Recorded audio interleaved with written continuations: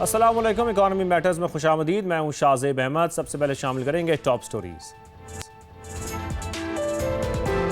Pakistan stock market में recovery, मंदी तेजी में तब्दील। इंडेक्स में 1567 पॉइंट्स की तेजी देखी गई, 1,83,951 पॉइंट्स पर बंद।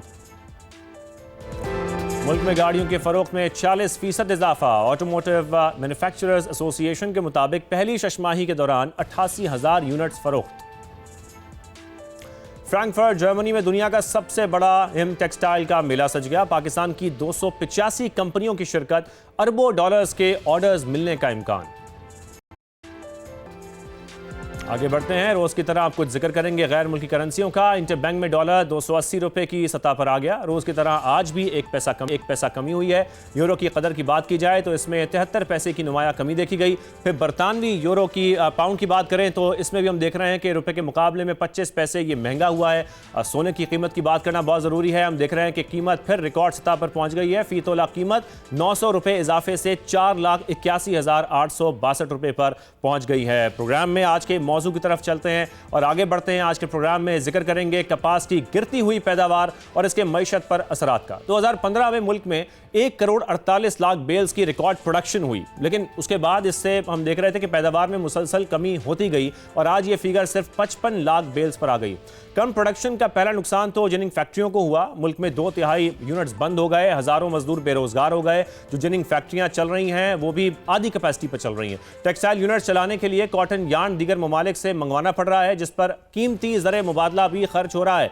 वहीं पर यह महंगा भी पड़ता है, जिसका बराह रास्त असर फिर टेक्सटाइल की एक्सपोर्ट पर आता है और हम देख रहे हैं कि एक्सपोर्ट्स कम होती जा रही हैं। इसकी वजूहात क्या हैं, हुकूमत क्यों नाकाम हुई है, इस पर आज हम बात करेंगे सदर पाकिस्तान किसान इत्तेहाद खालिद महमूद खोकर साहब से, और जिनिंग सनतकार ख्वाजा मोहम्मद हसैन साहब भी हमारे साथ लाइन पर मौजूद होंगे। लेकिन उससे पहले मुल्तान से मोहसिन अली की रिपोर्ट देखते हैं।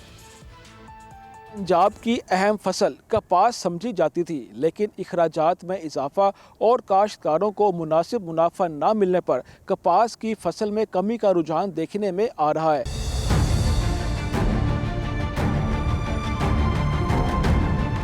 कपास की पैदावार गुज़श्ता सीजन में 55 लाख बेल्स तक ही महदूद रही, जबकि माजी में मुल्क की पैदावार 1,48,00,000 बेल्स तक पहुँच गई थी। जनूबी पंजाब में गुज़श्ता बरस 5,30,000 कॉटन बेल्स हुई, जबकि रवां सीजन में कम होकर 4,81,000 ही हो सकी। किसानों का कहना है कि गन्ने समेत दीगर फसलों से ज्यादा आमदनी होती है, जिसके बायस अब माजी के मुकाबले में कम कपास काश्त की जा रही है। पहले हम 20 से 25 एकड़ काश्त करते थे कपास, लेकिन पिछले 5 साल से हमें कोई प्रॉफिट नहीं हुआ। मौसम जो है ना वो सही नहीं होता, जिसकी वजह से कपास की फसल लगाते हैं, ग्रोथ होती नहीं है, फूल लगते नहीं है, टिंडा जो वो गिर जाता है मौसम की वजह से। कॉटन के रेट और क्वालिटी खराब होने से आधी फैक्ट्रियां मैन मेड फाइबर पोलिस्टर पर शिफ्ट हो गयी। 1,000 जिनिंग फैक्ट्रियां बंद हो चुकी हैं, सिर्फ 450 चल रही हैं। बहुत इम्पोर्टेंट फसल होती थी कपास की, और हमारी टेक्सटाइल की ज़्यादा एक्सपोर्ट्स हैं, तो वो ड्रास्टिकली कम होती जा रही है, जिसकी वजह से हमें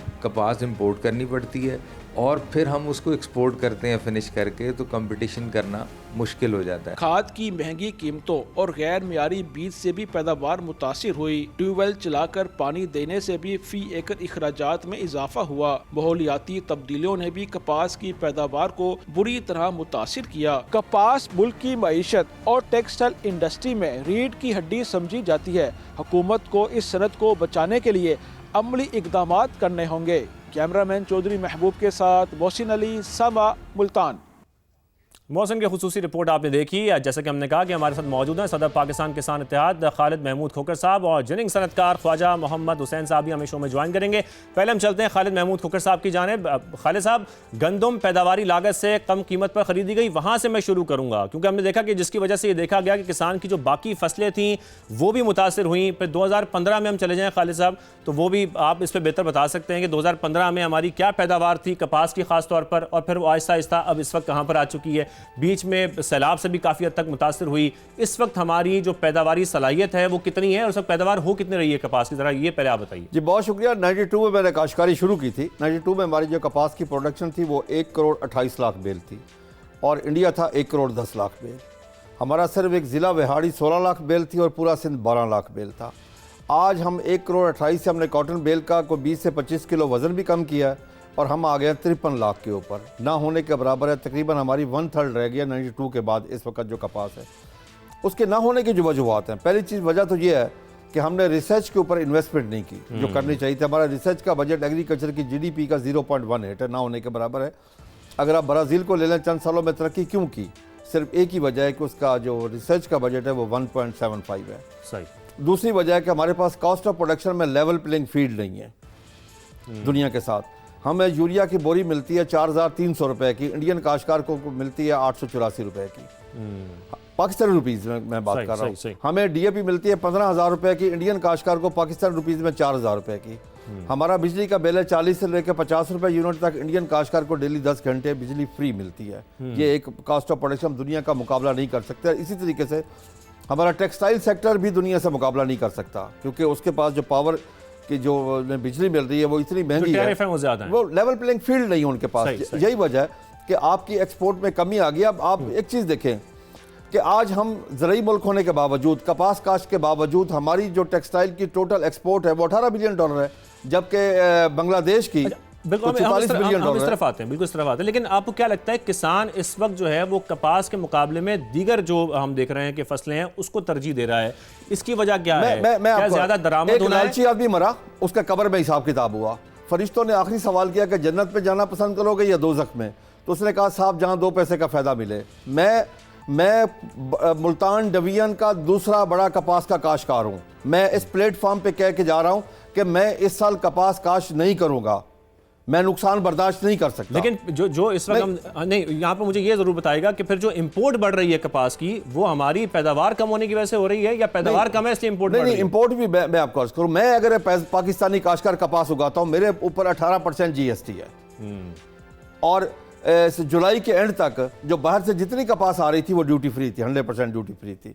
हमें किसी लिहाज से भी पाकिस्तानी काश्तकार को लेवल प्लेइंग फील्ड नहीं मिल रहा था कि हम एक ब्राज़ील के काश्तकार को, अमेरिकन काश्तकार को, ऑस्ट्रेलिया के काश्तकार को अकोमोडेट कर रहे थे और अपने काश्तकार का मौशी कत्ल हो रहा था। आपने गंदम की बात की, हमने 2 सालों में गंदम में 2200 अरब रुपए का नुकसान किया है। और गंदम हमारी मेजर फसल है, तमाम फसलों का इंजन है। वो गंदम की फसल ठीक होगी, उसका रेट सही मिलेगी, बाकी फसलें सारी ठीक हो जाएगी। उसका इंपैक्ट बाकी फसलों पर भी आया। मैं बताता हूं। जब हमें 3900 अच्छा रेट मिला, हमने आपको ग्रोथ दी 6.25। सही। जब हमें रेट ना मिला तो हमने आपको ग्रोथ दी मेजर फसलों 5 फसलों में -13.49, -30 पॉइंट। जो 0.56 दिया जाता है वो है लाइफ स्टॉक और फिशरीज को मिला के बनाया गया है। अगर एग्रीकल्चर को देखें तो वो माइनस पे है, टोटली माइनस पे है। हम हर साल आबादी में एक नया न्यूजीलैंड या सिंगापुर ऐड कर रहे हैं, उस हिसाब से हमारी एग्रीकल्चर की ग्रोथ नहीं है। एक अहम इशू इस वक्त मैं बताता चलूं कि हमारा सबसे खुशहाल था साहिवाल डिवीजन, जहां पे आलू की काश्त होती थी, या सरगोदा डिवीजन में किन्नू की काश्त थी। वो काश्तकार भी मर गया इस दफा। यानी कि उसकी सूरत हाल ये है, जो उसका बैग बिकता था 8 से 10 हज़ार रुपए का, 120 किलो का, आज वो बिक रहा है जी 1500 रुपए का। यानी कि उसकी पैदावारी लागत उसको नहीं मिल रही, गंदम की पैदावारी लागत नहीं मिली, कपास की पैदावारी लागत नहीं मिली। गोभी वाला उसे जमीन में दफन कर रहा है, प्याज वाला जमीन में दफन कर रहा है। अब खुद अंदाजा है काश्तकारी कहाँ होगी इस मुल्क में। सही। अच्छा, किसान इत्तेहाद की बात कर लेते हैं। पॉलिसी साजी जब की जाती है, हुकूमत आपको ऑन बोर्ड लेती है। मैं किसान इत्तेहाद से पहले मैं एक चीज बताना चाहता हूं आपको। वफाक में इस वक्त इन 2 सालों में एक 8वां 10वां सेक्टर आ गया है फूड सिक्योरिटी का। अब मुझे बताएं कि वहां ज़राअत क्या होगी। मैं उसमें एक चीज अर्ज करता चलूं। एक इंडियन आर्टिस्ट थी समिता पाटिल, उसको कैंसर हो गया। उसकी अखबार में मैंने सुर्खी पढ़ी थी, वो लिखती है कि जब मुझे मालूम हुआ जीवन क्या, तो जीवन नहीं रहा। जब हमारे सेक्रेटरी को पता चलता है ज़राअत क्या है, वो ज़राअत में नहीं होता। सही। देखिए ना, हर 3 महीने बाद अगर आप सेक्रेटरी बदल दें, क्या पॉलिसी। इसी तरीके से पॉलिसी मैं वापस आपकी जाने आता हूँ। ख्वाजा साहब भी हमें ज्वाइन कर चुके हैं, उनको भी शामिल गुफ्तगू करते हैं। ख्वाजा साहब, बहुत शुक्रिया हमें शो में ज्वाइन करने के लिए। ख्वाजा साहब, क्योंकि हम कपास की बात कर रहे हैं, लेकिन कपास की कम पैदावार से हम ये भी देख रहे हैं कि जो जिनिंग सेक्टर है वो भी बुरी तरह है। आप खुद सनतकार हैं, कितने यूनिट्स अब तक बंद हो चुके हैं, आप हमसे शेयर कर सकते हैं, क्योंकि इसकी वजह से जो मजदूर हैं वो भी बेरोजगार हो रहे हैं।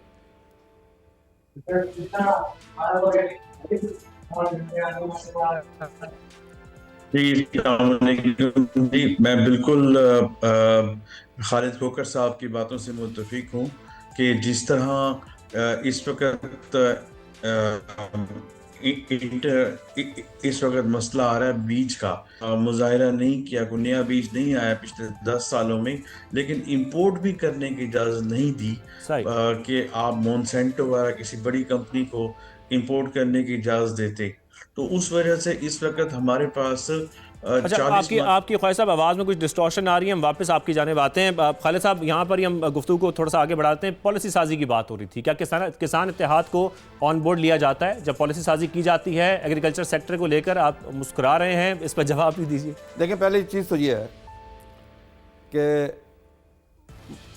चीफ मिनिस्टर पंजाब के ऑफिस में काश्तकारों की पहुँच नहीं है वहाँ पर कि सीएम साहबा को पॉलिसी बनाएं, वो काश्तकारों को बुला के उनसे मुशावरत करें, बिल्कुल नहीं है वो, उसमें शमूलियत नहीं है।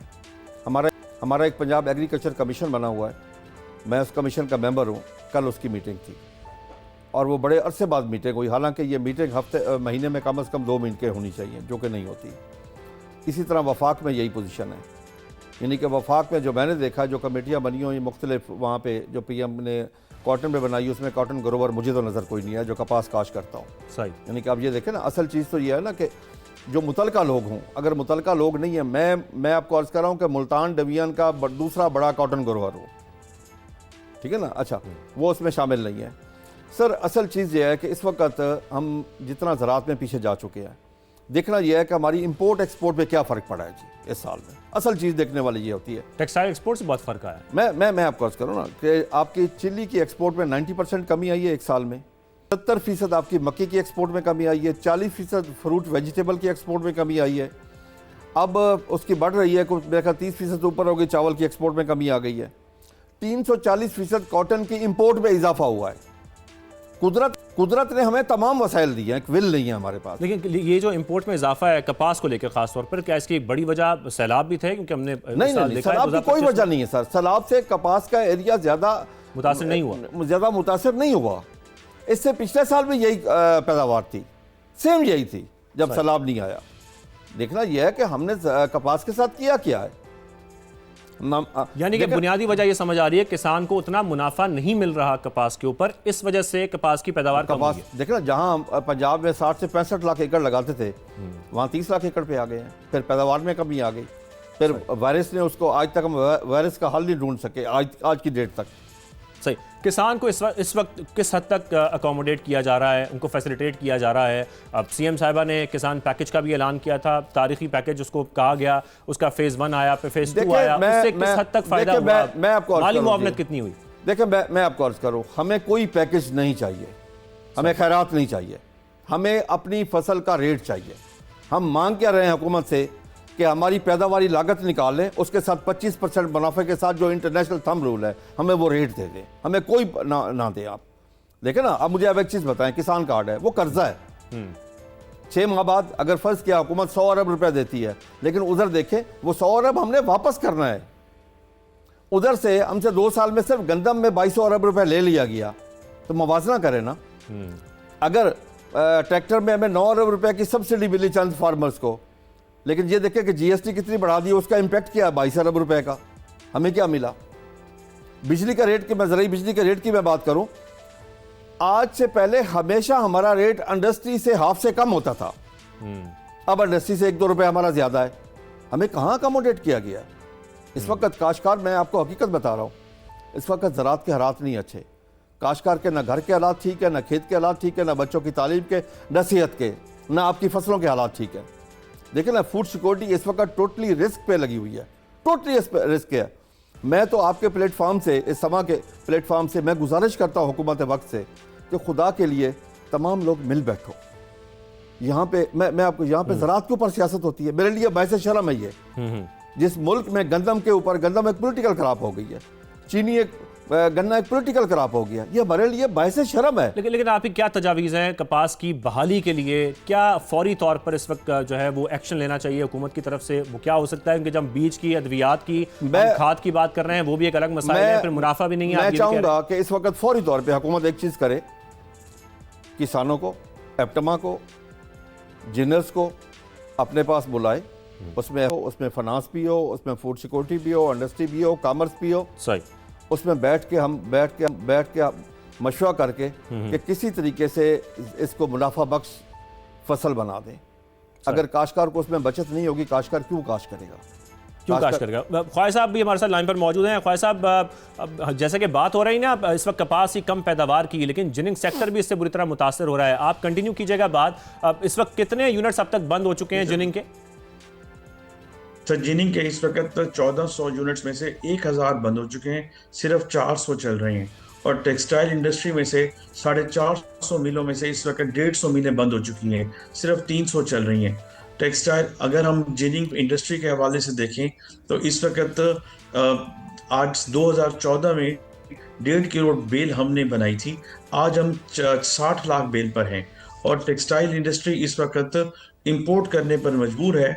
जब हम इंपोर्ट करते हैं तो उस वक्त हमें ज़र मुबादला इंपोर्ट पर भी बहुत सारा खर्च करना पड़ जाता है, तो हमें एक्सपोर्ट का उतना फ़र्क नहीं पड़ता। इस वक्त गवर्नमेंट का फोकस ये है कि बांग्लादेश मॉडल की तरह हम कॉटन इंपोर्ट करें और गारमेंट्स वाला एक्सपोर्ट करें, लेकिन वो ये नहीं देख रहे कि हम जब इंपोर्ट करते हैं तो इंपोर्ट बिल हमारा बढ़ जाता है।